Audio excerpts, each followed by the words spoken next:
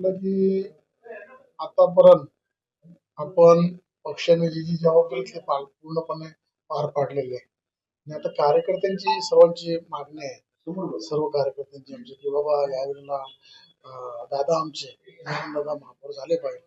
कारण त्याच्या मागचा विषय असा आहे की आतापर्यंत ही 4थी टर्म असेल माझी आणि निवडून आलेले आहेत. त्याच्या आधी कारभारी मॅडम असतील, त्याच्यानंतर जे आमदार आहेत ते सुद्धा निवडून आलेले आहे भागातून. त्यामुळे हा जो भाग आहे, पहिले पूर्वीचा जो भाग आहे तसा आता पॅनल पडलेला आहे. पहिले दुर्गड किल्ला, वाडेगर ते गौरीपारा, सह्याद्रीनगर हा भाग होता.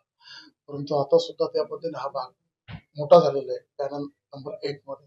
आणि पॅनल नंबर 1 मधून मी जवळजवळ मला 19,000 वरती काहीतरी 200-300 मतं पडलेले आहेत. सर्व जास्ती मतं पडलेले आहेत मला. त्याच्यात मी जवळजवळ 14,200ची आघाडी घेतलेली आहे. आणि मी शिवसेनेचा पहिल्यापासून कट्टर शिवसैनिक, बाळासाहेबांचा, शिंदे साहेबांचा, आनंद दिघे साहेबांचा. त्यामुळं कार्यकर्त्यांची मागणी आहे की बाबा ह्या वेळेला आता तुम्हाला महापौर पद मिळालंच पाहिजे. परंतु आता आरक्षण मला वाटतं 22 तारखेला घेत राहील. आरक्षण झाल्यानंतर पक्ष ठरवेल काय करायचं तो विषय. नाही, मला आपल्या या प्रसार माध्यमांच्या माध्यमात मला समजलं का माझं नाव चर्चेमध्ये आहे. मी अजून तरी कुठल्या प्रकारचा प्रयत्न किंवा कुठल्याही प्रकारची मागणी कुठल्या पदासाठी केलेली नाहीये. आपल्या माध्यमातून चर्चेमध्ये नाव असल्याचं मला माहिती मिळाली. मी एक भारतीय जनता पार्टीचा कार्यकर्ता म्हणून काम करतो आणि काम करत असताना चर्चेमध्ये राहणं हे आपण ठरवत असता वृत्तपत्र की कोण चर्चेमध्ये राहतो त्या पद्धतीने ही चर्चा सुरू आहे. असा कुठल्याही प्रकारचा प्रयत्न माझ्याकडनं अजून तरी असा झालेला नाहीये.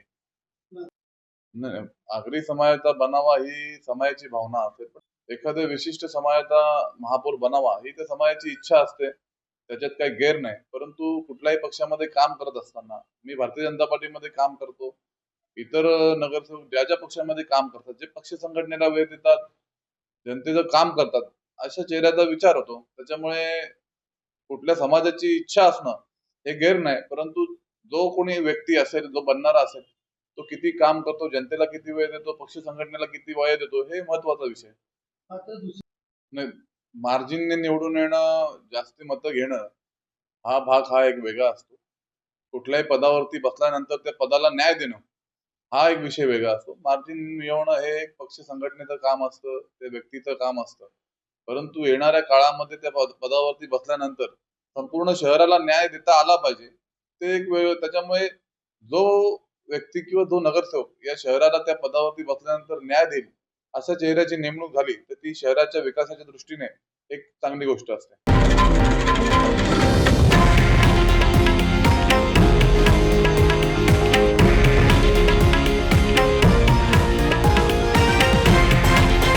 हे आहे देशातील नंबर 1 न्यूज नेटवर्क आणि आपण पाहत आहात TV9 मराठी, एकमेव.